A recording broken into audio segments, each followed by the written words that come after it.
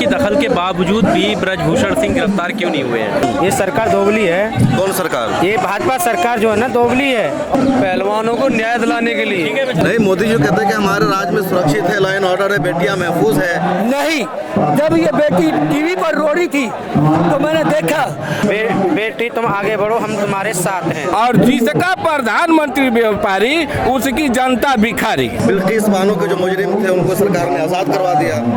ये सरकार जो है ऐसे ही लोगों से मिली हुई है जो गलत काम हो रहे हैं। कर्नाटक के चुनाव तक अतीक अहमद और वो मुख्तार अंसारी हिंदू मुसलमान रोड टेलते रहेगा। देखिए, अभी 10वां दिन है और कंटिन्यू ये प्रदर्शन जारी है। सवाल इनका यही है कि सुप्रीम कोर्ट की दखल के बावजूद भी ब्रजभूषण सिंह गिरफ्तार क्यों नहीं हुए हैं, और ये बड़ा सवाल भी है कि आखिर ऐसी क्या वजह है। क्या जो एक आम व्यक्ति है अगर उसके ऊपर इस तरह के आरोप होते तो क्या वो इसी तरह से पुलिस इंतजार करती?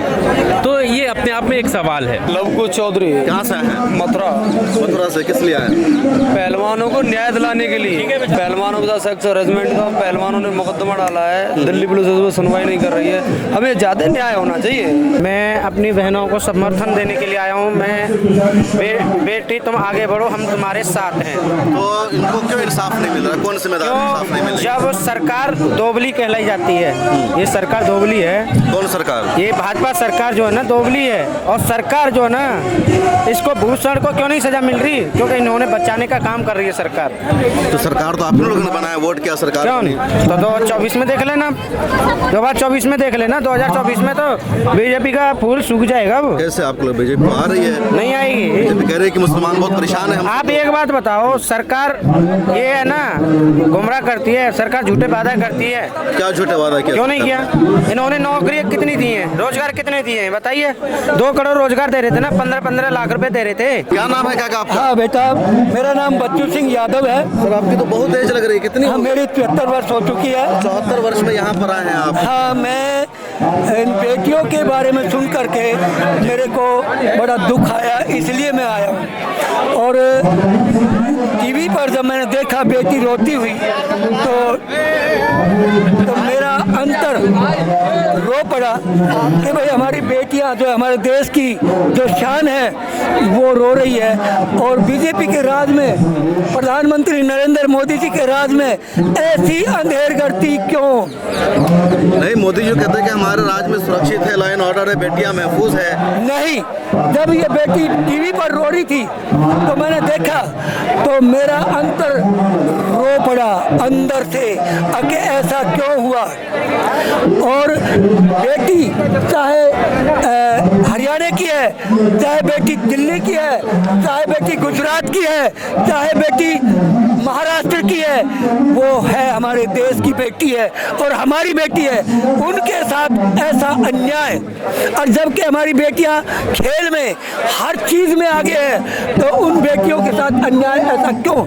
हर तरह के अन्याय से आप देख रहे होंगे इस सरकार में जो बलात्कारी है उनको समर्थन दिया जाता है। बिल्किस बानो के जो मुजरिम थे उनको सरकार ने आजाद करवा दिया।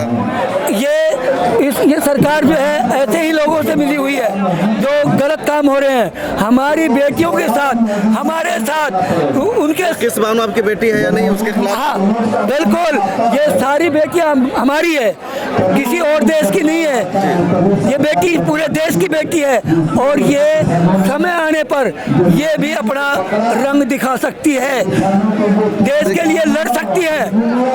और इन बेटियों के लिए हम अपनी जान भी कुर्बान कर सकते हैं। मोदी के सरकार में कोई सुरक्षित नहीं है। जिसका बाल बच्चा ही नहीं है, जिसकी पत्नी ही नहीं है, वह दूसरे का दर्द क्या समझेगा? जैसे कि मान लीजिए बिल्कुल मेरा हाथ यदि टूट जाए तो प्लास्टर से क्या दर्द होगा हम न समझते हैं, लेकिन दूसरा केवल आकर के आश्वासन देगा।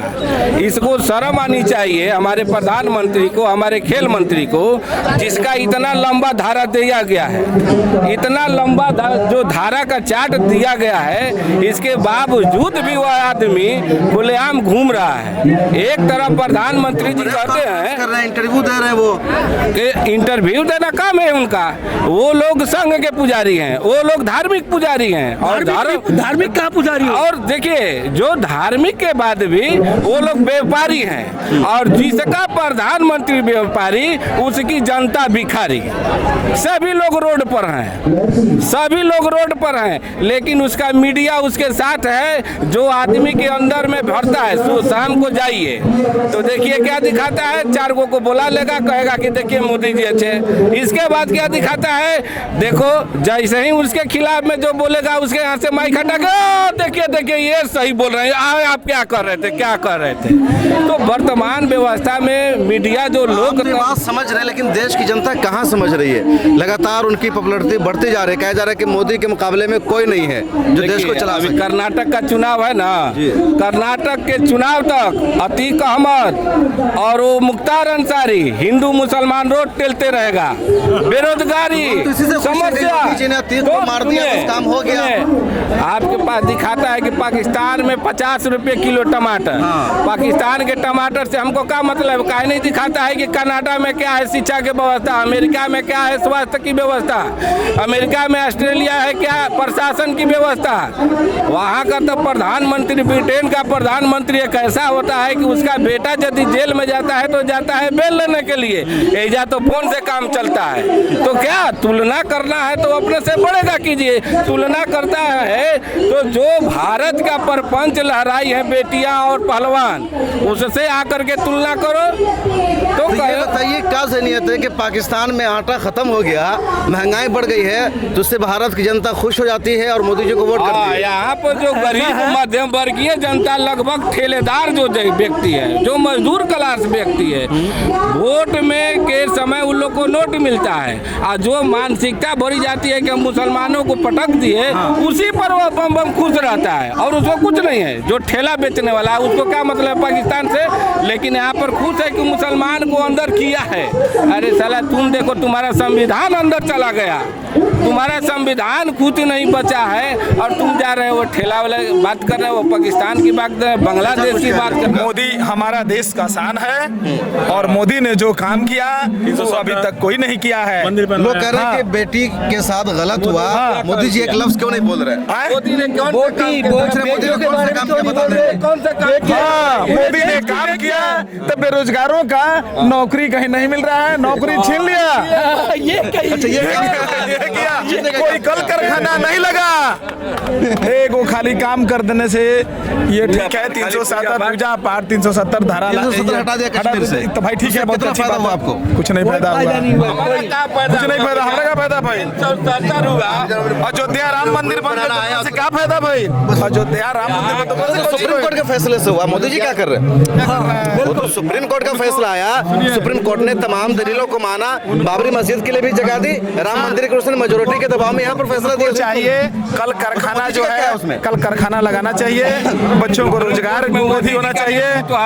ये हम लोगों का है जा करके भैया, सुप्रीम कोर्ट का है, मोदी जी का तो कुछ नहीं उसमें। हमारा एथी रहेगा मोदी जी से, अभी बचा हुआ है, खूब प्रधानमंत्री बनेंगे फिर। हमें ऐसा बात नहीं है, लेकिन बच्चों लोगों का रोजगार दें, जो वैकेंसी है उसको भरें, और देश में कल कारखाना लगावें। यही सबसे मोदी जी का हम लोगों से